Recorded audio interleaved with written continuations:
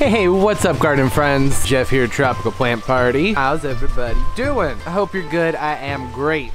I just been sitting out here with my plants. I just released Saturday's video, and I was just kind of like in the mood to do something. To do something with my plants, to be a little bit more precise. I've had the urge. I need to garden. I need to plant things, but it's just not quite time yet in my garden. I'm in zone 6.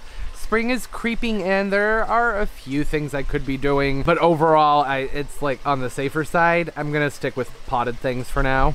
I guess I should introduce you to the plant, right? This is a rhododendron. This is a purple gem rhododendron. They get 2 feet by 2 feet. They're hardy zones 4 and up, which is perfect because I will be putting this into a pot. When I saw this at the nursery, it's from Lowe's. It's not from like anywhere fancy. Its shape and structure really stood out to me, particularly that trunk and all the branching that's in there. Like, this is a nice looking cool plant. I'm like, I think I can do something kind of cool with this. And I also have this nice blue round pot here. So I'm thinking what I'm gonna do is I'm just gonna take this rhododendron and plop it down in here. So for starters, I know that this isn't like the most exciting viewer angle to be looking at the plant, but I'm kind of limited on space here. Just having a good time planting stuff. I'm going for sort of like a faux bonsai sort of look. I wouldn't particularly end up calling this a bonsai. I'll explain why later. I'm just not really going to do much with it pruning wise or shaping wise. That's pretty much it. And I have a feeling, usually when I buy these little bitty shrubs that are in these nice tall pots, they very rarely are rooted all the way through. Why did I say that so weird? So I'm gonna come in here, gently lift this up.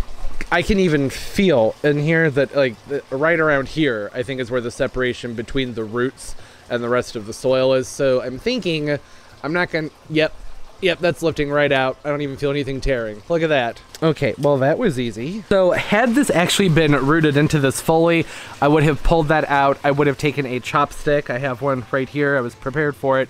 And I would have gone through and feathered out the roots from the soil to loosen it up so that I could make it fit into this more shallow pot. But I don't have to do that, as you can see. So that just made things a lot easier. This is gonna be a quick video. I'm gonna gently spread the top of the soil out. Part of my cat scratches there. Still loosening up the top. That's mostly because there's a lot of loose mulch up there, some hardwood mulch, which is great. Rhododendrons like a really airy soil, an acidic soil at that. The trunk isn't straight though. That's why I wanted to loosen that top up a little bit so I can straighten this out and not have it look kind of weird and wonky. I'm okay with this being mounded up. I think that'll look sort of neat. Even actually having it kind of off center, I think that would look nice. I like the idea of it sort of looking like it's up on a hill. Just gonna go through, I'm gonna keep on backfilling. I'm gonna make sure that that soil comes down all the way here. This had one of those like security type stickers on it. I haven't been able to get it off of there. I just cut my fingernails and it's not, I'll work on it a little bit more. I didn't really try that hard. So I'm using my hand to very gently grade through here. I want it to have a smooth motion going up. I don't want this to have like a hard edge, a hard line where it goes from being flat to up to over. Did that make any sense? Just want it to look natural. As natural as something can look in a bright blue pot. All right, so I'm not going to do this, but thought I'd talk about it. Since this already has a nice line to the side of the roots in that root mass, I could, like I said, I'm not going to, but I could line this with plastic and fill it with water, and then it would have like a tiny little pond or lake underneath it. The reason I'm not doing that is because I already have a bonsai that's kind of like that, or bonsai, I should say, and it's kind of high maintenance. I keep these outdoors. Rhododendrons, azaleas, they'll always do, in my experience, particularly ones that like a chill, they're always going to do much, much, much better outside than inside. And I'll be moving this out in just a couple days when temperatures start to warm back up. I could do it now, but since the roots have been kind of messed with a little bit, I don't think it would appreciate that. I don't know if it made my point. And when it rains, the water gets it, the soil washes into the water, and it's a mess. I don't feel like dealing with that on another one. Just more cleaning. And I just wanted to keep this quick and simple. It's gonna fill this back in with the soil that's left in the pot. It looks like a nice rhododendron mix. It's sandy.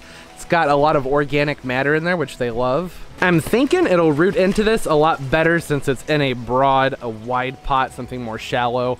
Not really something so deep like this nursery can over here. I am very gently lifting it to try and make sure I can get the soil into any air pockets that are in there. Stabilize it overall, all the way around. Okay, so there's that. That's like the overall mounding habit or form I wanted to get there. I would like to top dress this with some gravel. The problem is the only gravel I have is kind of big and chunky, and I don't know if it would look quite right. I would like to use a crushed lava, something that would be traditionally used for a bonsai. Even though, like I said, I'm not really considering this a bonsai because I'm not going to be doing any pruning on it. I didn't have to do any root pruning. I'm not doing any wiring on it, so it's bonsai-ish. I do have this really pretty piece of rock here, but I just don't know if actually that looks pretty good. I like that. There's a lot of reflection from the lights, but I didn't really even have to do much of anything with that. That just sort of settled right into place. All right, cool. Works for me. And then over here, these are the rocks I was talking about. They're just like river pebbles. They're for like arts and crafts. They sell them at Lowe's and Home Depot.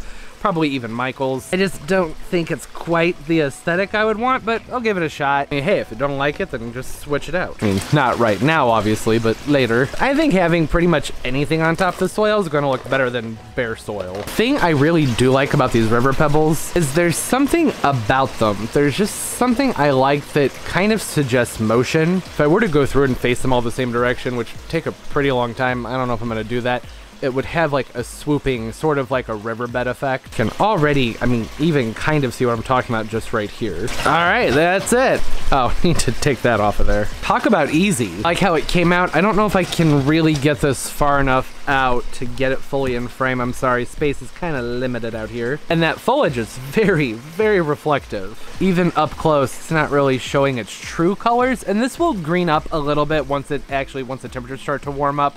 This darker foliage, the darker hint that's on there, that's more because of cool weather.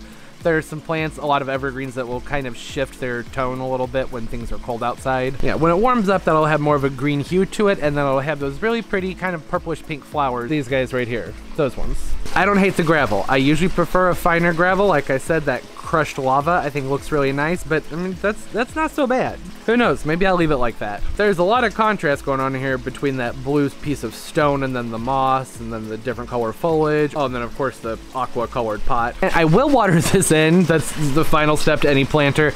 I just didn't do it right now because I can't find my big drainage dish that I normally set these things in when I'm doing videos. And I don't want to get water all over the place. I'm gonna take it outside to water it.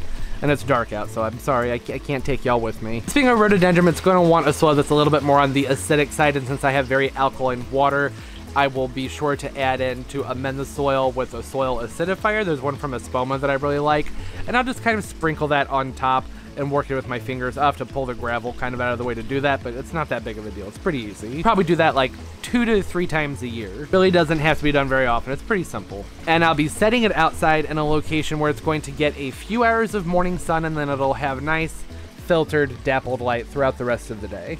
My hand, I was trying to make it look like there's leaves, but that didn't work. I wish I could show this foliage like in its true form, because it is really, really pretty. It has a slight fuzziness to it, which is where a lot of that reflection's coming from. It's not even a fuzziness. There's like tiny little bitty dots on there, but still that's the culprit for the reflection. Still pretty though. I like it a lot. There are so many fun things I could do with this. I could very easily fairy garden this, put like little miniature figurines around here, swap out that gravel, have bridges and ladders and all sorts of things. Or what I think I'll be doing, which would be to switch this out with a crushed lava and then maybe put in some mud men or some smaller like bonsai type figurines. Even just as it is like this, I really like it. And how simple. So easy. Like one of the few times that I'm totally okay with the fact that this plant was not rooted into its pot the way it should have been, because it worked out in my favor. If it had been rooted into that pot, I had mentioned I would use the chopstick to feather the roots out of the soil so I could spread them into that pot. There would also be a period of time after that though where I would really have to baby the plant and watch out for things like transplant shock. And I'm still going to have to do that,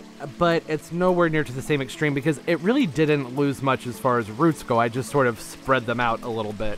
That was pretty much it. So the flower buds may not have enjoyed that, but I think they'll be all right. At least most of them. There is some pruning I could do in this, but I really, like I said, I like it. I'm just gonna leave it as it is for now. Maybe at some point, once it's done flowering, before it sets its new buds, I'll go through and thin it out so it's a little bit more airy. I would make some cuts, I'd probably cut around here, some over in here, some over in here, so that you can kind of see through the plant a little bit more. Okay, that's all. That was fun. Just had some energy, felt like planting something up. Thought it'd be fun to do so and hang out with my plant friends. Comment down below. Why did I say below? Comment down below. Say hi. I love talking to everybody. My social media is linked down below. I use Instagram far more than anything else. Follow me and I'll follow you back. It's a lot of fun nerding out with everybody and seeing everybody's pictures. Don't forget to hit that thumbs up. It makes a big difference for the channel, so thank you for that. And subscribe as well, because I upload multiple times a week. So hit that notification bell. That way you know when new videos come out. I hope everybody's doing well. Everything's going great and life is just fantastic for you. As always, and most importantly, everybody, keep on growing. Bye.